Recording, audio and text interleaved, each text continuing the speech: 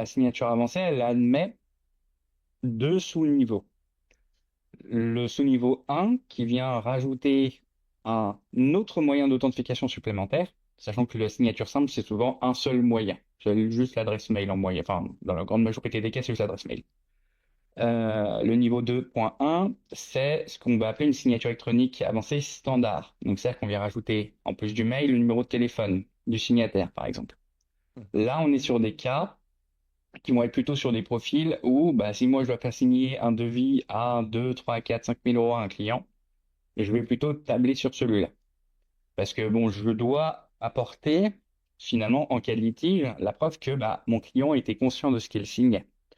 Et que la valeur, c'est pas 200 euros. Là, on parle quand même de 3, 4, 5 000 euros. Donc, c'est-à-dire qu'il faut apporter une preuve de consentement, que c'est pas quelqu'un, ou son secrétaire, qui a simplement ce qui s'est connecté à sa boîte mail pour récupérer le code de sécurité pour le placer au niveau de la signature. Normalement, dans le cas de mon client, je vais devoir, entre guillemets, définir que c'est son numéro de téléphone. Donc, c'est-à-dire que c'est un appareil physique auquel il détient un contrôle logiquement absolu.